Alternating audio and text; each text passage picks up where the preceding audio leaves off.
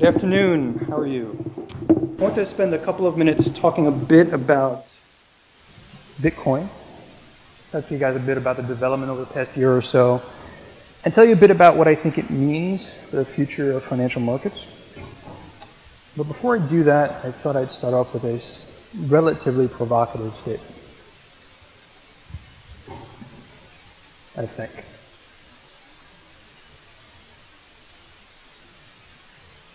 Oh, which is not good. Well, let me start off with this.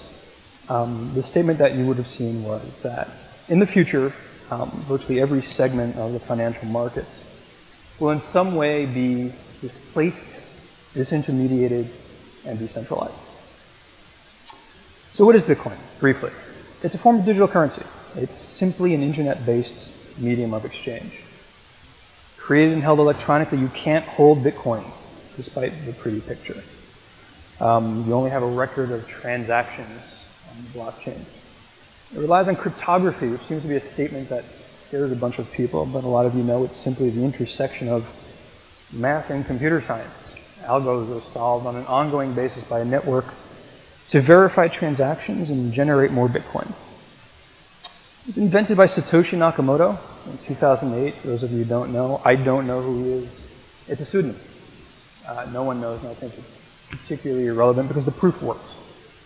Completely open source. No one owns the code at all. There are a core of Bitcoin developers who continually strengthen it and improve it, but no one owns it. First transaction happened just over 6 years ago, which is surprising to a lot of people. So despite what you might have heard about Silk Road and drug transactions and crypto anarchists trying to overthrow world order, it's simply designed as a payment network, with transactions verified by network nodes, the miners who generate Bitcoin, and verify all transactions that are recorded on the blockchain, which is simply a consensus distributed ledger. It's a very important part of the blockchain, the Bitcoin proposition. It operates peer-to-peer. If you understand the transactions and the technology, you don't need anyone to intervene. You can trade with virtually anyone. And there's no principal authority. No one's telling you how to use the Bitcoin protocol. That drives some governments crazy. 2014 was a tough year. We used red fonts for tough years at DCL. I'll give you some highlights. BitInstant, one of the more prominent exchanges in New York City, shut down early in 2014. Arrests were made, money laundering indictments were put forward.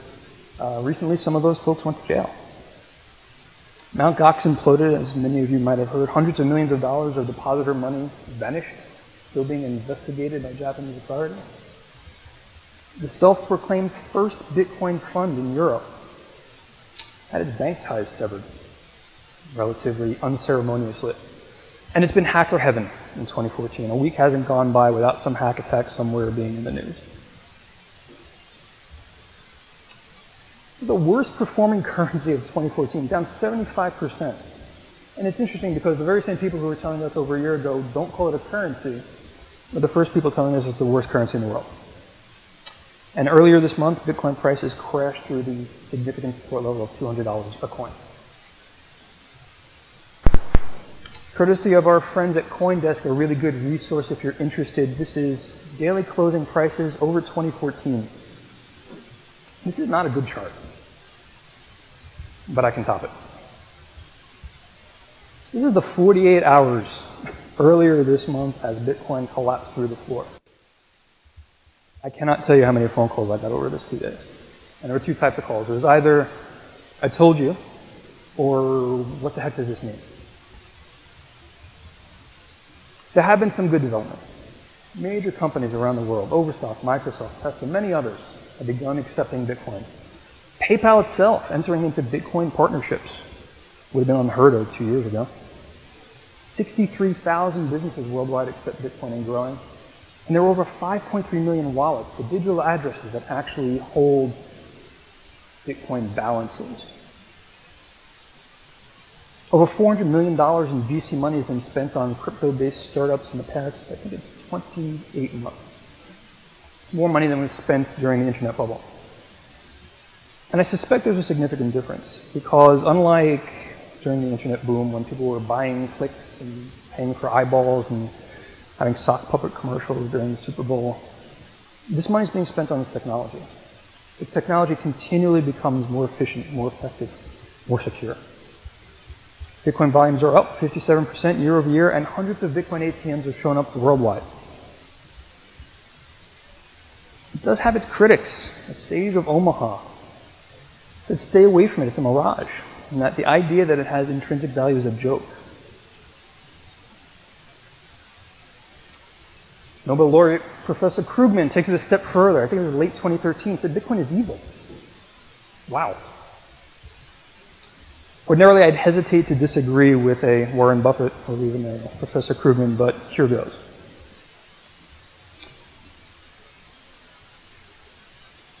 I think the critics miss the point. It's not simply about Bitcoin as a currency or security. It's about the technology. The technology is meant to revolutionize how we transact. Money remittances, something on the order of a $500 billion a year business. What happens to the world if that gets improved, made more efficient, more effective, cheaper? Electronic payment processing, I think it's $2 trillion a year. What happens if that becomes cheaper, more transparent, more effective?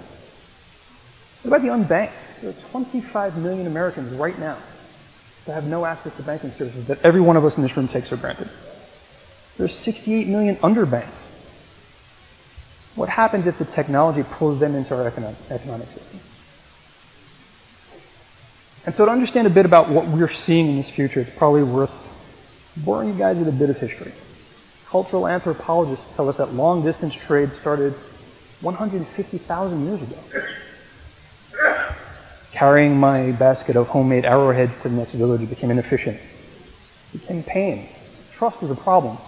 So it's the rise of everything and everyone in this room knows, money and credit and brokerage. The intermediaries who stand between us and them so that we don't have to trust, for which they all collect fees, which makes sense. But today something interesting has happened. Our technology has finally caught up with our desire to transact without the need to trust the other party, without the need for an intermediary. This is an astounding development. And at the core of this development is what I mentioned earlier, the blockchain. The blockchain is the most secure record-keeping technology ever devised. Every single bit of transactional information ever processed for Bitcoin is stored immutably, forever, timestamped on the blockchain. Verified by a network of miners worldwide, a growing number, replicated across servers all over the globe. If the entirety of the network doesn't verify that transaction can't happen. And so this brings us to what colleagues and I are calling Finance 2.0, for want of a better phrase that we weren't able to figure out. Reinventing how market segments interact.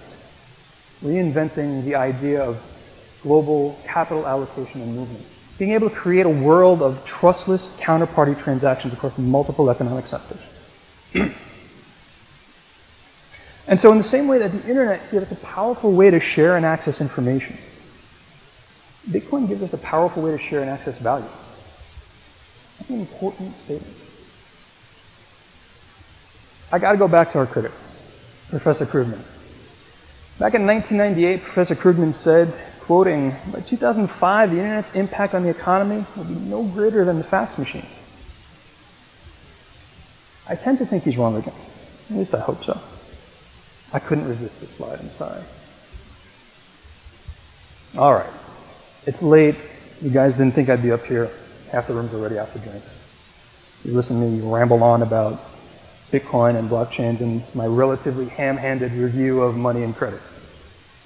So what? Who cares? I'd like to offer a couple of suggestions. Price charts with multi-percentage daily swings for the less risk-averse of us represents an opportunity. And as the ecosystem develops, we've already begun to see Bitcoin-based derivatives and options. There's already regulated Bitcoin swaps with barely any liquidity. So as those instruments grow and the ability for that ecosystem to expand occurs, what does that mean for the financial markets we interact with now? What about the data involved? the data sets that help us analyze and understand what it means to integrate Bitcoin transactions into the overall financial markets. Volatility indices. Someone mentioned best execution. Good luck coming up with best execution in the Bitcoin world. But the data is growing, and it's there, and there's more participants. So including the idea of more people being involved in the marketplace, what happens if this technology enables greater velocity for money and trading? You look at historic volumes now. What if that's a fraction of what could be happening in the future? More and more acceptance by large corporations, they need to convert that. What does that do for the economic system? How does that happen? What's the technology involved to do that? And how does that integrate into the workflow of financial market participants? Trading and settlement and compliance. What if we reduce the overall cost of trading? What about the cost side of the equation? What if compliance and the regulatory burdens become a fraction of the cost they are now? More secure, more efficient, more transparent. And you can continue that logic. What about smart contracts? Computer software that automatically executes and modifies and verifies transactions worldwide, instantaneously. Yeah, and you can continue that logic as well. Smart property. What if I can sell my house, title and all, in less than an hour? What does that do for the financial marketplaces? So the disruptions across a range of industries, not just financial services. But what I would suggest is it begins with financial services. Just slightly self-serving of me, that's kind of where I live. So I'd like to wrap up with just a couple of thoughts. The financial markets are changing. I've heard it referenced here previously, half joking, I suspect. You've probably heard it before, but it's true. How counterparties interact is being adjusted over time. It's worthwhile to learn the technology. It's worthwhile to understand how it can be used. Not just to displace what people do, but to supplement how workflows exist now. Mainstream banking will happen sooner than you think. Acceptance of it will happen much sooner than you think. And to substantiate some of that, I'd like to tell you a little bit of news. Last week, a company called Coinbase, that some of you may know, closed the largest single venture capital round in Bitcoin history, $75 million. What's interesting is not the amount. What's interesting is who participated in it, besides the standard research. BBVA, a large Spanish banking group, at least their venture arm. USAA, I think $20 billion a year in annual revenue.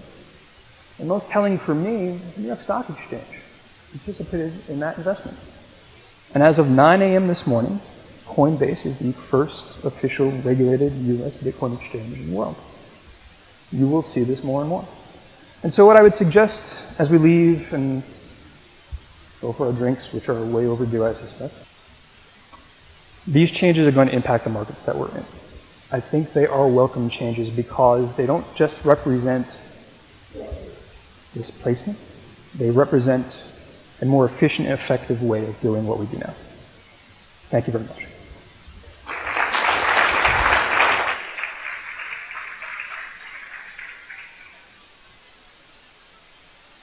Questions, my bourbon.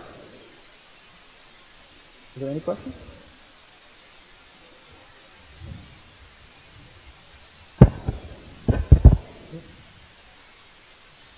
I was just curious. You mentioned one of the positive developments was Bitcoin ATMs, Yeah. but Bitcoin is an all digital currency.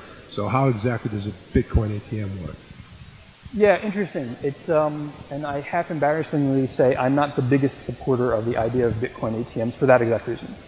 The idea of, on a more cost-effective basis, being able to transfer money via a QR code, for example, to your phone, and the cost savings associated with that transaction are the core of that whole ATM scenario. I tend not to think there are hundreds of them, and I get it, but how many Bitcoin ATMs do you need to go to Starbucks? I think the larger play is the underlying transaction beyond the retail ATM. But it's a big question. Got to hear all the time. Yes? You mentioned that Bitcoin could be very useful for the unbanked or the underbanked, but At the same time, you're talking a lot about learning the technology. Mm-hmm. So how does that work? Typically, individuals who are underbanked or unbanked may not have the level of Right. technological knowledge necessary to be able to use Bitcoin. Yeah, and it's a good question.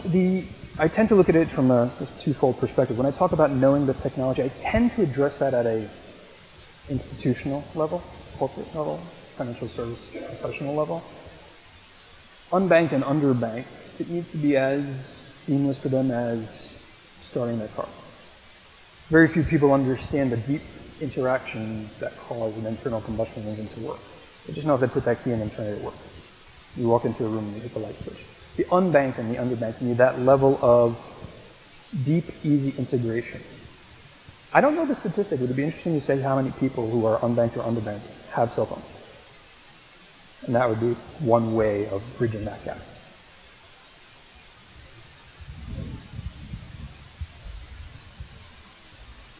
A lot of drinks waiting. So how do you respond to the observation that a lot of people that are studying Bitcoin make that the reason that the costs of Bitcoin infrastructure usage today seems small relative to established financial services infrastructure is that it doesn't have all of the protections that consumers have with the normal financial infrastructure, and it doesn't have all the regulatory protections. For example, fraud.